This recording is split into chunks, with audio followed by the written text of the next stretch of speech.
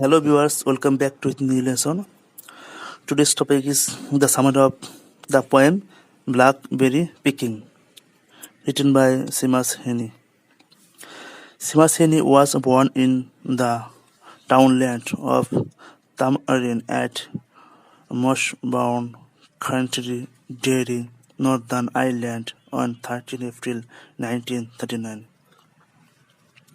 His father was a farmer and his poetry raw material was his father's farm. His first publication was Death of a Naturalist.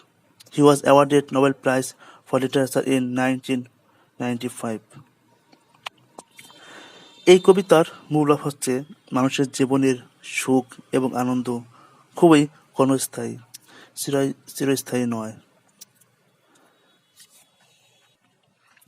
আমরা কবিতা দেখি যে কবি বলেছেন the harvesting time of blackberry starts from late August, late August থেকে শুরু হয়। কবি পাকা ব্ল্যাকবেরিকে গ্লোসারি পারফেল ক্লথ এর সাথে তুলনা করেছেন, আর এই সুন্দর দৃশ্য কোমল শিশুর মনকে সেগুলো পারার ইচ্ছে জাগায়। অর্থাৎ তিনি যখন দেখেন যে এই ব্ল্যাকবেরিগুলো এত সুন্দর চকচক করতেছে পার্পেল রং হয়ে, তখন কবি লোভ সামলাতে পারে নাই, তার সেই শিশু মন, কোমল মন সেগুলো কি পারার জন্য ইচ্ছা পোষণ করেছে।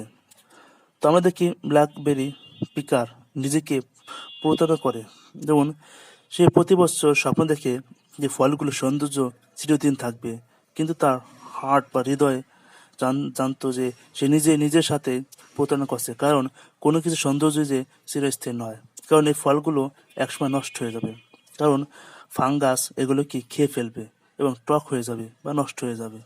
এভাবে কবি নিজেকেই নিজে প্রতারণা করে। অর্থাৎ কবি বলছে যে আমি সৌন্দর্য দেখবো, এইগুলো এইভাবে থাকবে, সারা জীবন আমি খাবো বা এই সৌন্দর্য ধরে থাকবে, কিন্তু আসলে কবি ধারণা ভুল। পৃথিবীতে কোনো কিছু চিরস্থায়ী নয়।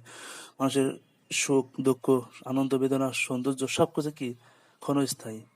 আর তো ব্ল্যাকবেরি, এই যে কালো জাম, এগুলোর সৌন্দর্য ক্ষণস্থায়ী। এই ছিল এই কবিতার মূল ভাব।